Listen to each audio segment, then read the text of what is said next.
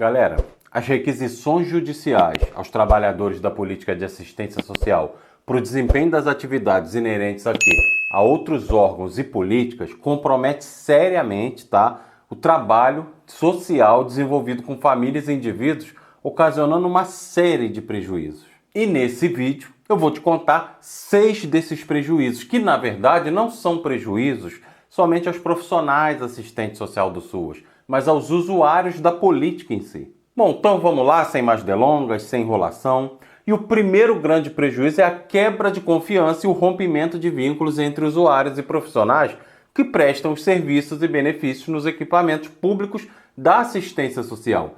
E isso por quê? Em virtude de utilizar-se da relação de confiança para fundamentar documento gerador de prova contra o usuário perante o sistema de justiça. Sabe aquela coisa que a gente aprende desde cedo? Que lugar de acolhimento é lugar de quê? De confiança. Pois é.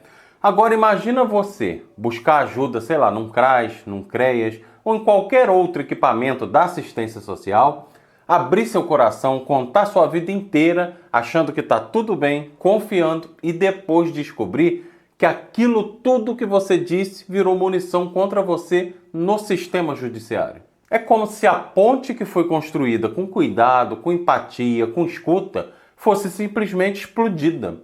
Confiança, que é a base de qualquer relação humana, vira só uma palavra vazia. E o pior, gente, isso afeta justamente quem mais precisa. Quem está ali fragilizado, buscando apoio, acreditando que vai ser acolhido, que vai ser orientado, respeitado, só que no lugar disso, encontra um olhar que julga, uma caneta que acusa, um relatório que ao invés de proteger, expõe. Isso não é só quebra de confiança, não é só isso. É uma traição, gente. E mais do que isso, é um rompimento grave com a ética, com o compromisso que o profissional da assistência tem de estar ao lado de quem? Do usuário e não contra ele. Então a gente precisa falar sim sobre isso, Precisamos cobrar preparo, responsabilidade e, acima de tudo, respeito com a dor e com a história de cada pessoa que busca esses serviços. Porque quando a confiança é rompida, não é só um vínculo que se quebra. É todo o sentido da assistência social que fica em xeque. Bom, o segundo prejuízo é o desvio de função dos profissionais que compõem as equipes ali de referência da política de assistência. Por quê?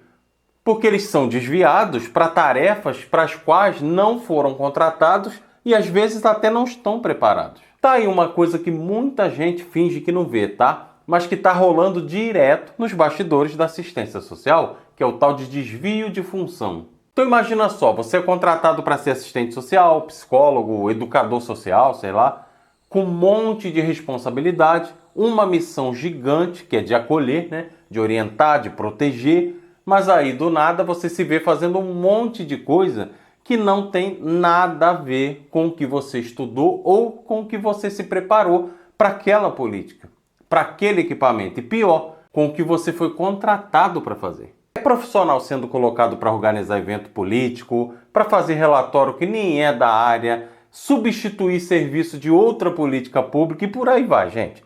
É uma mistura que só bagunça ainda mais o que já está difícil. Então isso desgasta, isso sobrecarrega, isso gera erro. E adivinha quem paga o pato? O profissional, que está exausto e desvalorizado.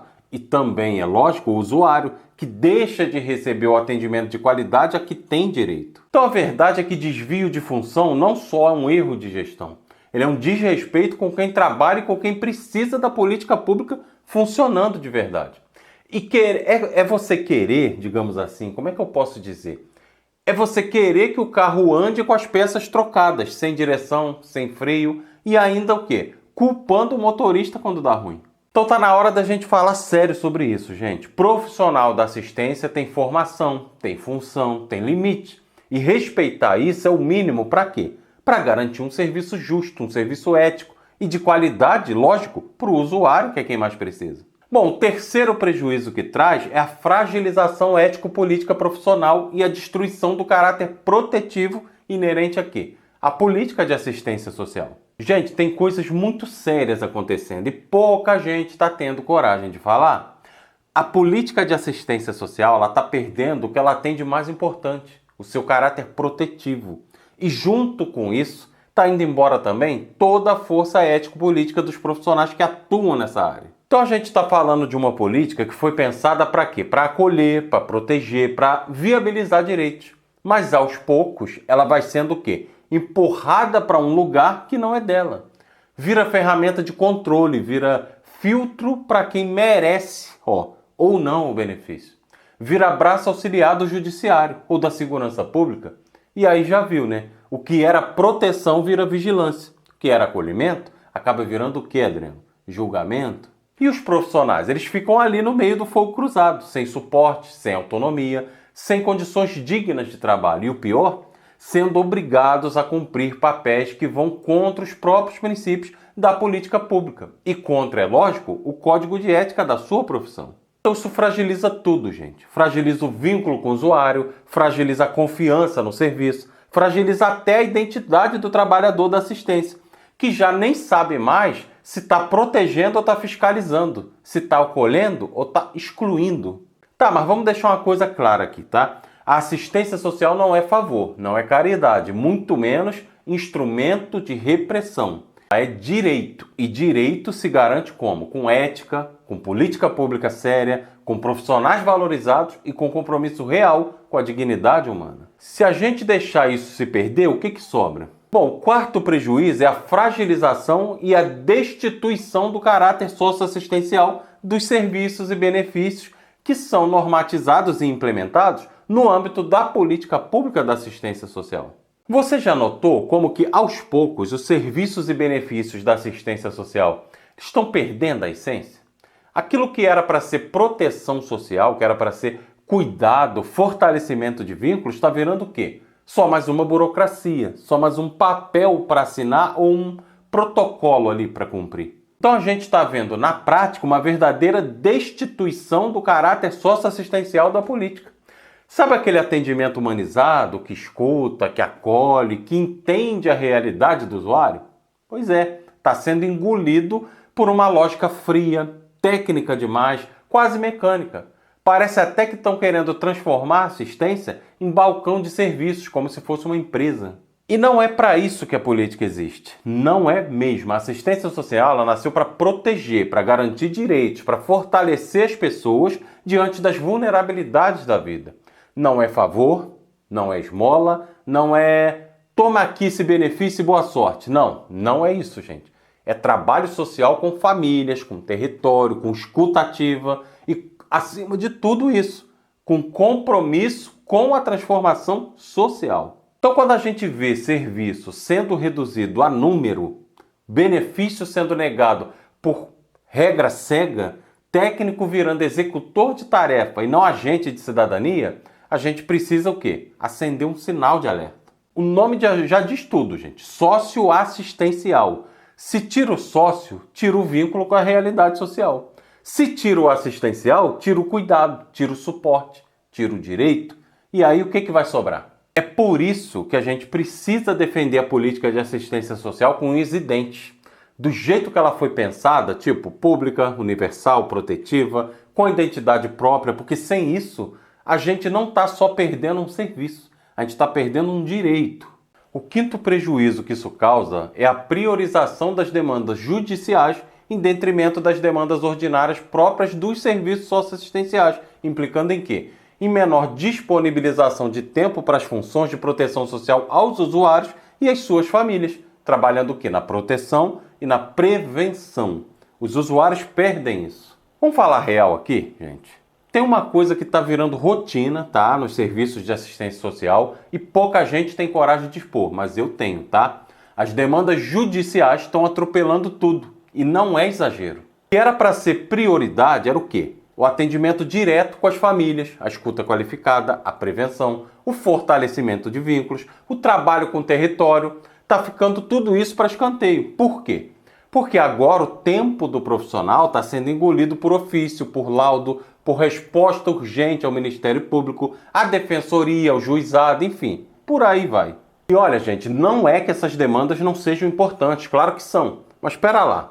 A política de assistência social tem função própria, ela tem seu papel, tem seus objetivos ali muito bem definidos em lei, né?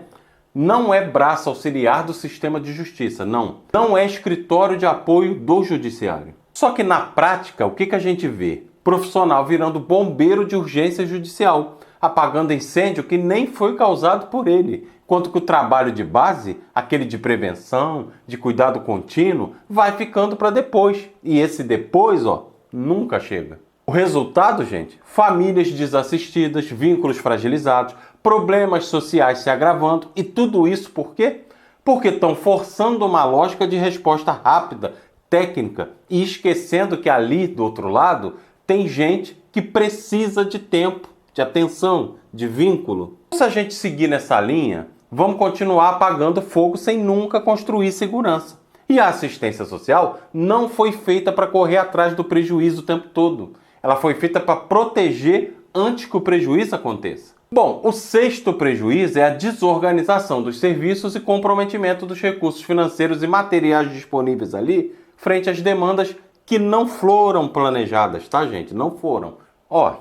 Vamos falar de um caos silencioso que rola nos bastidores da assistência social, a tal da desorganização dos serviços, que junto com a falta de planejamento está detonando o pouco recurso que ainda existe. Imagina só, um CRAS, um CREAS ou até uma unidade de acolhimento ali tentando funcionar de uma forma direita ali, tudo ok, tudo direitinho, equipe reduzida, estrutura limitada, e aí começam a chegar 1000 demandas que ninguém planejou, que não estavam no radar, mas que alguém jogou no colo do serviço e disse, se vira.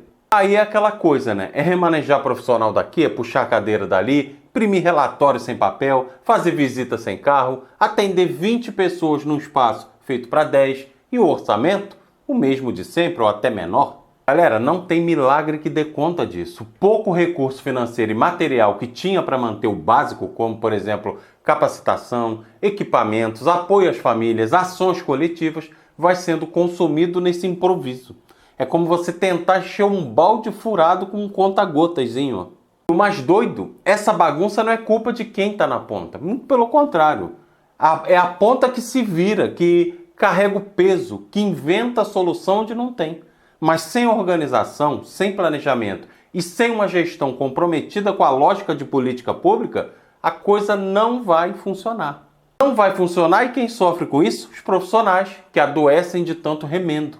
E principalmente os usuários, que deixam de receber um atendimento digno, um atendimento contínuo e transformador. Foi para isso que a política pública de assistência social nasceu. Está na hora de parar de empurrar problemas e começar a tratar a assistência social como ela é. Uma política séria, que precisa de estrutura, precisa de planejamento e respeito acima de tudo. Você sabe por que os assistentes sociais do SUAS estão cada vez mais sobrecarregados e com menos tempo para fazer o que realmente é a função, a competência e a atribuição dele? Porque as demandas judiciais estão engolindo o dia a dia desses profissionais.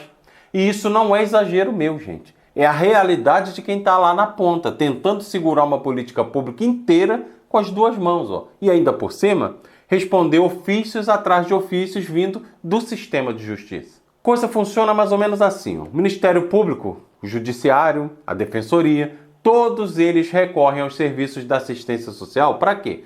Para resolver questões que muitas vezes não são responsabilidade direta do SUAS. E aí o que acontece? O tempo que seria para atender famílias, para fazer escuta qualificada, para prevenir situações de riscos, para viabilizar direito, vira tempo de preencher relatório, emitir laudo, responder urgência que não foi planejada. Sabe o que é pior? Isso vira rotina, vira prioridade. As demandas ordinárias, que são aquelas próprias da política de assistência social, fica para depois, e esse depois nunca vai chegar, conforme eu já disse. E o resultado de tudo isso que eu estou dizendo para vocês nesse vídeo é cruel, gente. O profissional adoece, o serviço perde sua identidade e as famílias ficam sem o suporte que deveriam ter. A política, que é para ser de proteção social, vai sendo desmontada aos poucos. O pior, muita gente nem percebe.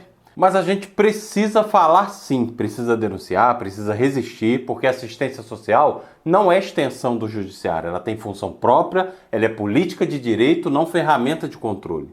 Para você que está aí na ponta, tentando aí lutar com toda a coragem todos os dias, fica o recado, né? Seu trabalho é essencial, tá? Mas ele precisa ser respeitado, valorizado e protegido. Bom, então é isso, galera. Não esquece, tá? De se inscrever no canal, de ativar o sininho de notificações para você não perder nenhum conteúdo novo. de deixar seu like, de compartilhar o vídeo e de comentar aqui embaixo me contando o que você achou, tá? Eu sei que se você tá aí na ponta, você não pode se expor. Mas, sei lá, dá seu jeito de comentar aí se você já passou por isso, conhece alguém que tá passando, enfim. Até a próxima, fui.